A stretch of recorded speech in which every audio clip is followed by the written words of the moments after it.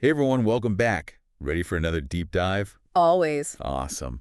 So today we're going to tackle self-driving cars Ooh. and, all the rules and regs that go with them. Right. It gets pretty complicated, Yeah. especially with, Tesla and Elon Musk's plans, Oh, yeah. They really want to make those driverless cars happen and fast. Definitely. Right. It's like, how do you balance Mhm. all that cool new tech with making sure things are, safe for Totally. everybody to. Yeah, and that's exactly what we're looking at today. We've got excerpts from pasted text Okay. to help us kind of unpack all this. Sounds good. So one of the first things that jumped out was this whole push during the Trump administration to streamline regulations Yeah. for these fully autonomous vehicles. Like they really wanted to create a federal framework that would make it easier to, get these cars on the road. Makes sense. I mean, that kind of fits with what Elon Musk has been saying all along, right?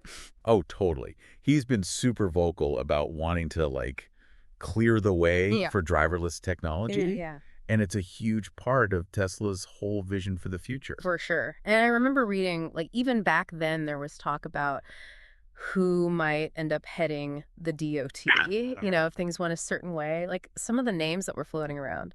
Yeah, tell me. Emil Michael, who used to be an executive at Uber. Wow. And then there were a couple of representatives, Sam Graves and Garrett Graves. Okay. And they were all seen as, being pretty in favor of easing those regulations. So less red tape, faster rollout of the technology. Right. But then that raises the question, right? Like, how much regulation is enough? Yeah.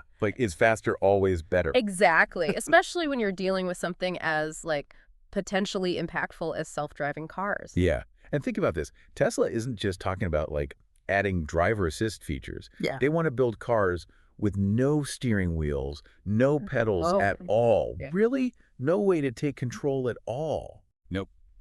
Full-on autonomy. Huh. Well, that's definitely a bold move. But how do they even plan to get around all the safety regulations that are, Yeah. in place right now? That's a huge point of conflict. Yeah. Current rules basically assume that a human driver Right. can take over if something goes wrong. Which, in Tesla's vision, you wouldn't be able to do. Exactly. So, how do you even begin to address that from a regulatory standpoint? Right. And on top of all that, Musk has this super ambitious timeline. Oh, yeah. He wants to launch a whole fleet of robotaxis by What? 2026. Whoa, hold on. 2026? That's, right around the corner. I know, right? Imagine just calling an Uber Yeah. and this car shows up with no driver. That is wild. I mean, it sounds kind of cool, futuristic and all that, Sure. but, also kind of scary, Yeah, to be honest. totally. And then there's the whole issue of, legal stuff. Who's liable if something happens? And how do you even insure these things? There's just so many questions. Tons of them. And it's not like nobody's trying to figure this out, right? Yeah. There have been a bunch of attempts Oh, yeah. to come up with legislation to regulate this whole self-driving car situation. And increase those deployment caps. Right. Because right now, there are limits on how many of these vehicles can Mhm. actually be on the road. Yep. But it's interesting, looking back at those past efforts, they've mostly struggled, They really have. even when there's been support from both sides of the aisle. It's true.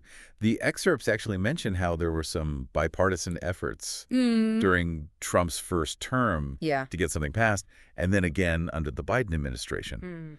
But both times, things just kind of stalled out, especially in the Senate. Interesting. It's like this weird situation where, both parties agree Mm. that consumer protection is, super important, Absolutely. especially with the technology that's developing so rapidly. Right. But when it comes to the actual details of the regulations, it's like pulling teeth to get everyone on the same page. I mean, that makes sense in a way, right? It's such a fast-moving target. It really is. By the time you write a law, the technology's already changed. Exactly. It's almost like the laws are outdated before the ink is dry. Yeah.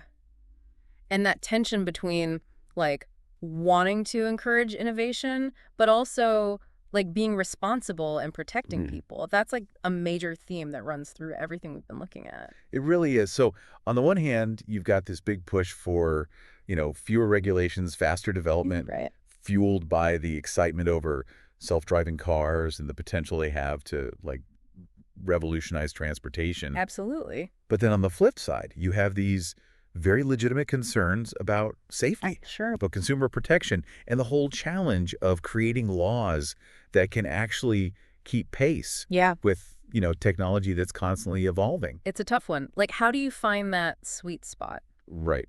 What's the ideal balance? Yeah, how do we make sure that we're, fostering innovation, but also being responsible, making sure everybody benefits from this technology, Yeah. and that the risks are, as small as possible? It's a really interesting question to think about.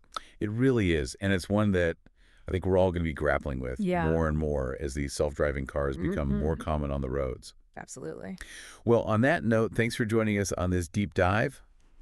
We hope it's given you some food for thought. For sure. And maybe even spark some of your own questions about the future of self-driving cars and how we're going to navigate all the challenges that come with them. Definitely. Keep exploring, stay curious, and we'll see you next time. See. Arieous Invest. Trading reimagined.